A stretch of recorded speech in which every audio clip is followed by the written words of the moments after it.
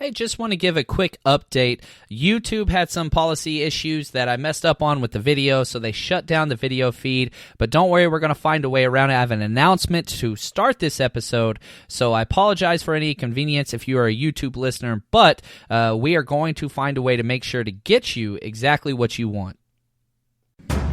It's time for the 49ers Rush podcast.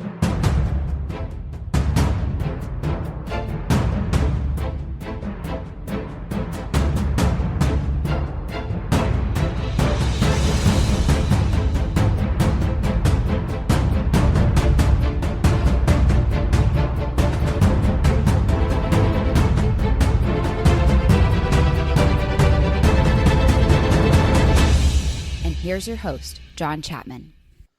All right, welcome to another episode of the 49ers Rush podcast. I'm your host, John Chapman, and in case you missed it, which none of you did, let's be honest, the 49ers remain unbeaten, 6-0 after coming up with a weird touchdowns-less game, I guess is the right way to say that, against the Washington Redskins. So the 49ers stay 6-0. And lots of great things to get to today. What we're going to be doing, we're going to have an offensive breakdown. We're going to get into snap counts, pressures allowed, how Jimmy Garoppolo did versus the blitz versus not the blitz, all those different things. And we're about to get into some game footage as well, so I'm going to have that up for you very, very shortly. But I do want to take a second, and again, I'll talk about this just a little bit at the end of the podcast today. First off, if you've never joined us, welcome to the 49ers Rush podcast, your one-stop shop for all things 49ers, and for articles as well, head over to NinersRush.com. We've got several articles up breaking down the recent victory over the Redskins as well. If you're into reading the written stuff, we've got some great writers putting out some great work. But several of you guys have asked me, how can we get more? The whole goal of the 49ers Rush podcast is to put everything into the podcast. You know, we launched a brand new website.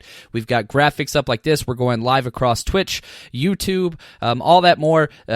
Obviously, we are going to be working. I have my very first test run with the national broadcast where we're going to get that out to you, where if you want to listen to me and my partner Dell DeMont over at Eat Sleep Fantasy broadcast 49ers games, we are testing that Thursday night. So barring all things, hopefully by this week, we will have that ready for this week, but we'll have to see how this goes. A lot of new technology stuff, not my strong suit for sure. However, we were asked, or at least I've been asked several times, if people want to support the podcast, what's the best way? And several people have asked, can we tune in live to your film breakdowns, which I do a lot of that, and I'll go ahead and let's transition over now just so we can see some of the film stuff that we got. Now, here's the issue, okay? The NFL does not release their coaches film, all 22, where you can see all 22 players at the same time, and or end zone view where you can see behind the offense and defensive line so you can see blocking angles, what the quarterback sees, all that. They don't release that stuff until 2 days after the game, so it's still not out yet. It's out tomorrow. Now, they asked if they could turn in live to that. Now, I cannot put that stuff out on the internet. I'm probably going to get in trouble for this anyway, but whatever. So, what I've been asked to do by a few of you, and if you don't want to do this, please do not do this, but I have set up a Patreon account where it's $8 a month. If you don't want to do it, nothing is going to change in this podcast. Everything will stay the exact same. However, with whatever money we raise, it's going straight to the podcast. I've got some kind of big, grandiose plans with some things going on, some updated equipment, things like that. I don't receive money. I put everything that we do from sponsorships to whatever else back into the podcast. So if you want to help us out, head over to NinersRush.com. There's a Patreon button where you can click on it. It's $8 a month year-round, and what you're going to do is basically like you're buying NFL Game Pass, but it's going to be with my connotations over it. So it's going to be a much more raw breakdown where every week, whenever I go through the offense and defensive film, you can join me live, or I'll put that up on the Patreon account if you want to watch it later, and you will get every single play of the 49ers throughout the whole entire year.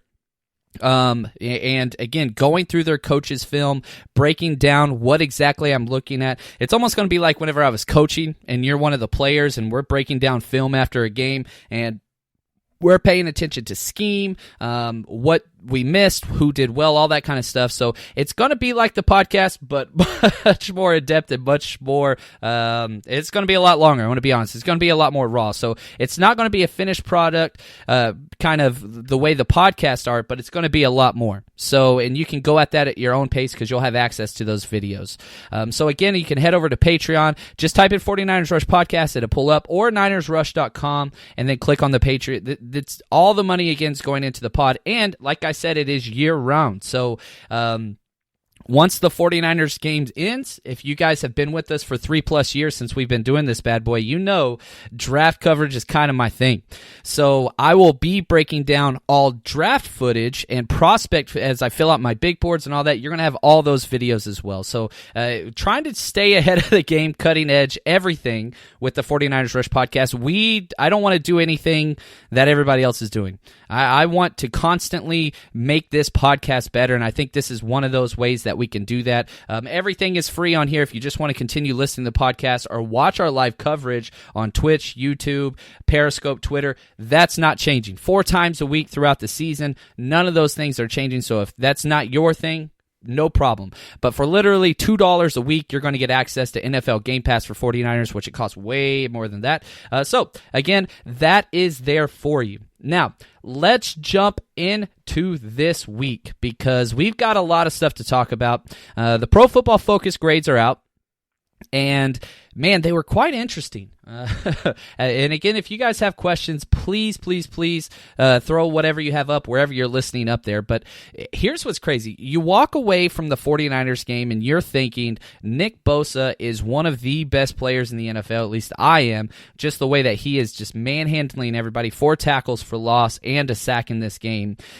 But according to Pro Football Focus, he ranked number 7. I was really surprised. I was expecting an elite level grade, which is 90 and above, but he didn't hit that for them. We'll talk a little bit about why. But let's jump into, right off the bat, the top 5 and bottom 5, and then we're going to jump through some of these questions. So the number 1 rated player, according to Pro Football Focus, on the offensive side, here's the deal. Jeff Wilson Jr. He got 8 snaps. Doesn't matter. His 8 snaps was very efficient. A lot of people were really upset at the goal line touch where they ran the end around to George Kittle, and he slipped. It worked earlier in the game at midfield. They tried to do it again at the goal line, and unfortunately the field conditions kind of got the victory there. But a lot of people were like, man, if we have Jeff Wilson, who's one of the best, I don't want to say best, but I think that we can say efficient just because he had so many touchdowns early on.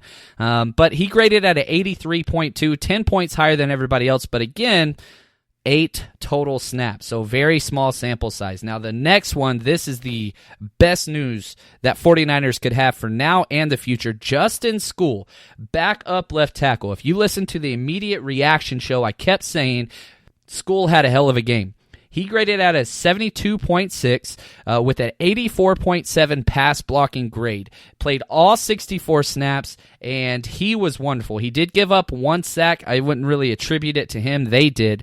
But Skule played wonderful. And again, we're not too far away. I think we only have 2 games, maybe 1 game only, without Joe Staley. His target return is Halloween night, which is next Thursday against the Arizona Cardinals. We have the Carolina Panthers this week, and then we are moving forward with our division opponent. So this could be the last game where we have one of our perennial kind of right and left tackle in there, which would mean when Staley comes back, he's going to be at left tackle. You move Skule over to right tackle, and happiness, things are going to get so much better because, and again, I don't want to jump ahead too much right now, but Daniel Brunskill had a terrible game.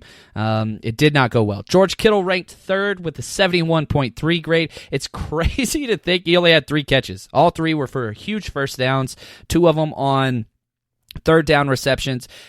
Whatever catch he makes, it just looks like an all-star catch. There's no easy anything for George Kittle. He is just a lunch pail tough, hard-nosed player, and the catches he made in the rain were wonderful. 3 catches on 5 targets. He received the most targets of anybody for the 49ers. We didn't throw the ball that much. Laken Tomlinson received the 4th highest grade with a 70.7, and then Jimmy Garoppolo, a 70.4 despite the interception. What he did with his feet and maintaining third down efficiency to keep the drives going was nothing short of amazing. And it's so weird to me how much Twitter and even a lot of the faithful, I don't know if I want to call them faithful, but casual 49ers fan hate Jimmy Garoppolo. Maybe it's just because we've lost for so long they have to have something to complain about, but I don't understand how you constantly complain and tear down a guy that's 14-2 as a starter. He's just somebody that wins. He gets it done in key moments, and he doesn't cost his team the game. The interception was a bad throw. He didn't look off the safety, but that was on 4th and long at midfield. You didn't want to punt it there, so they took a shot, and I love that he gave a shot. He gave Dante Pettis a shot. He didn't come away with it, but I want somebody that's going to fight, and I want somebody that's going to give their players a chance, especially on situations like 4th down. One of the worst things that could happen is whenever it's 4th and long, or you're at the end of the game and time's about to expire and you get sacked or you just get tackled. Like, it's a lack of awareness. And Jimmy Garoppolo is nowhere near that because he is always giving up those things. And yeah, that made his stats look awful. I get it. But he gave his players a chance to succeed. And the fact that it was intercepted deep, it was almost like a punt. It was better that it was intercepted. However, he had a great return. Now, if he would have been tackled whenever he intercepted it, Troy Apke, then that would have been like a punt, but he had a great return on that. Anyway, so real quick, let's pause for a second and jump over to some questions. I'm seeing a lot of stuff building up, which is wonderful. Real quick, here we go. What does your knowledge about all these wide receiver rumors? I think we're going after one. Yes, we will be going after one. Now, gosh, how do I say this without being...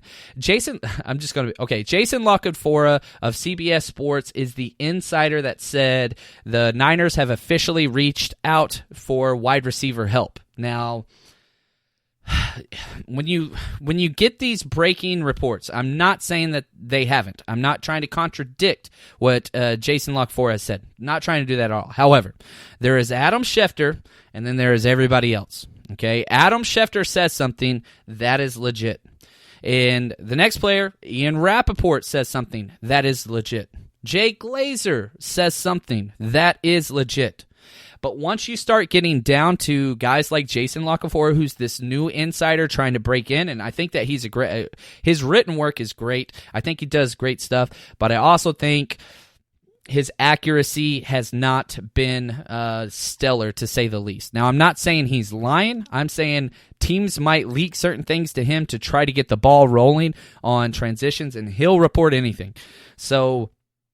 Are the 49ers in a wide receiver market? Yeah, I believe they are. You don't have to look very hard, and once 3 of the worst-rated players, Dante Pettis, Marquise Goodwin, and Jordan Matthews, those were the 3 worst-ranked offensive players for the 49ers. Now, a lot of that has to do with the weather, trying to make cuts out in space and tripping on routes and things like that, whatever. Dropped passes for Marquise Goodwin, even though he only played 7 snaps. Jordan Matthews played 3. But that's going to be rough. Dante Pettis' numbers were so low because that interception happened when he was targeted. Pro Football Focus punishes that big time on the grades. Pettis got some good blocks on the outside, but I would not say that he had a good game. I do agree with the poor rating there, but perhaps not as bad as it is. I won't be surprised if a wide receiver is traded for. If I had to make a bet, it's going to be a wide receiver that's in their last contract year and a team that's already out of the running. So you are talking about the Falcons, which is just a clear... Mohamed Sanu makes the most sense because he knows the Kyle Shanahan system. He can play all 3 wide receiver spots very similar to Marquise Goodwin and Dante Pettis. He could step in and start day one. Now, is Mohamed Sanu an excellent wide receiver 1? No, he's not. But he is one of those people that can do it all, whether it's blocking, obviously trick plays. He's one of the better quarterbacks in the league from the wide receiver position, and he just fits exactly what we want. Now, A.J. Green is the best player. However, you're going to have to pay up pretty big to get A.J. Green. Not saying we could not get him, but a 3rd-round pick plus. Are we willing to spend that for somebody that's, 31 years old, lots of injuries? 49ers fans love to complain about injuries, and I'm with you. The best ability is durability. This guy hasn't had it. He's still not ready from that high ankle sprain, but it seems like he'll be back next week. I would prefer, if I had my choice, I would take A.J. Green, but the price is going to be so much more. You're going to have to pay a third plus, and then you're going to have to pay him if you want to keep him. He's going to cost. So is he just a one-year rental, see what happens, and then keep him? I don't know. A.J. Green is definitely the best. Emmanuel Sanders has been out there a lot. Obviously, the relationship between the Broncos front office, John Elway and John Lynch, is wonderful. So those are two teams that could do a deal. But again, you've got to look at kind of these bottom-dwelling teams that have been struggling, that are just trying to build for the future already.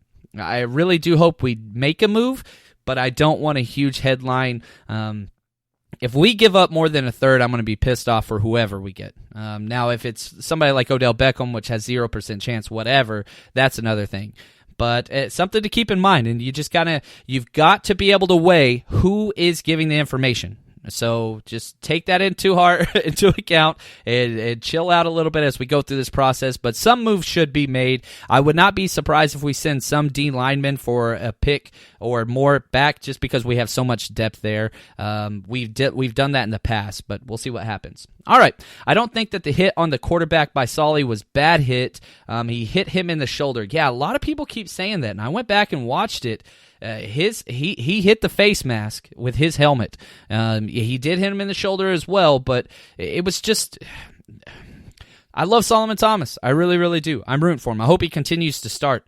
And I don't think a lot of people are out there already saying, look, Julian Taylor did such an amazing job, and he did. Julian Taylor played 6 snaps. So he's been inactive, healthy scratch for so long. He comes out, he makes such a huge impact. In only 6 plays, he gets a 4th down stop and then the fumble recovery as well. So hopefully his snaps increase. I would prefer for Julian Taylor to take DJ Jones's job. I like DJ Jones, but the upside of Julian Taylor it's up there. We need that nose, that big defensive tackle presence. But if I was coaching and determining snaps right now, Sheldon Day snaps are going down. DJ Jones snaps are going down. Solomon Thomas snaps should be the starter. And then Julian Taylor should be the first one off the bench at that big defensive tackle position, personally. That's just mine. And again, I don't think that Solomon Thomas's hit was dirty. I don't think it is, but it doesn't have to be dirty in today's NFL. Their entire premise is keeping quarterbacks in the game. And if you look around the NFL, there's how many? 8 different quarterbacks that have been knocked out so far across the NFL. So you have to throw out of your mind the way the current NFL rules are. It has nothing to do with dirty or even violent anymore. What they want to do is for people to get hits on the quarterback and then keep him safe. And you can kind of see that with the weight distribution on the sack. If you even fall on top of a quarterback now, that's roughing the passer, because, again, it's not about violence like it used to be with the first wave of the new NFL rules to go against concussions. No. This is 100%. It doesn't have to be violent, doesn't have to be dirty, just has to be anything that could hurt the quarterback. That's going to be flagged every time. And it's across the NFL. There are so many penalties out there, and it is frustrating, but you have to understand where you are, and then you have to be able to adapt to what's going on.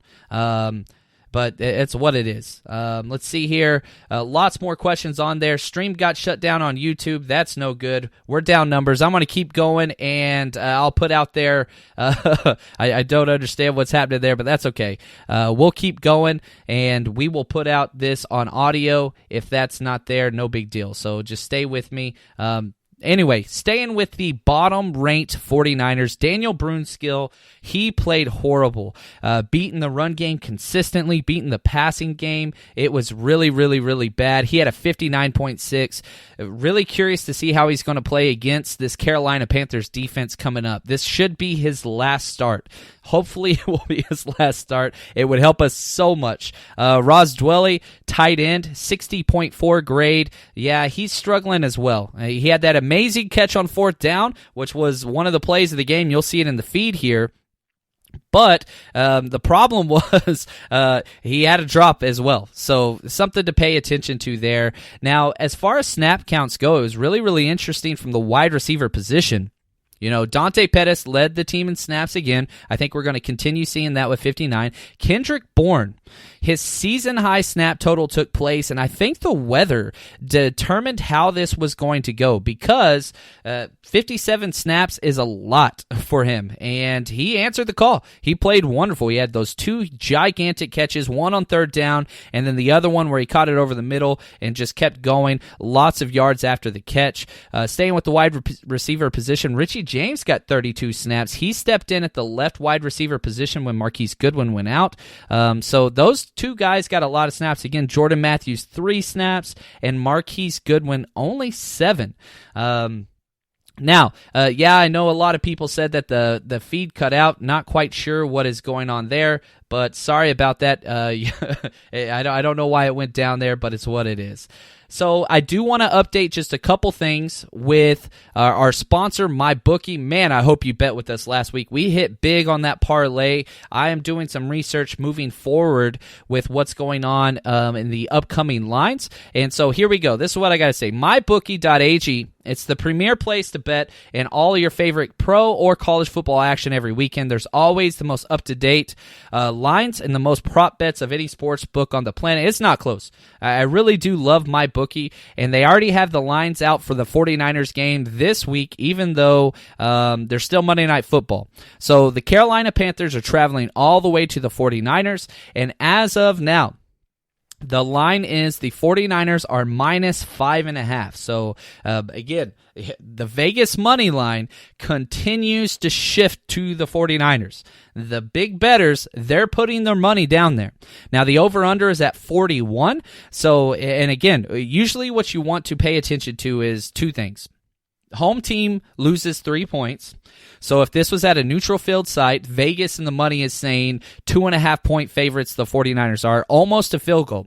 I don't think that the line is going to stay there. The line is going to grow. It's minus 5.5 now, but I'm telling you right now, that line is not going to stay there. So if you are wanting to bet the line, you're wanting to bet the spread, you got to get on there pretty quick because that number is going to grow. It's probably going to finish at minus 6.5 to minus 7. So if you're wanting to jump in early, I'm telling you right now, 3 weeks in a row, the number has continued to skew away from the 49ers because everybody is taking the 49ers. Now, that spread is pretty deep. If you look at what the Panthers have done, and again, I'm going to get back to, an entire breakdown and scouting report of the Panthers, but just a quick overview. They play everybody close, so expect a close game. I do expect the 49ers to remain unbeaten this week, but it's going to be a hell of a game.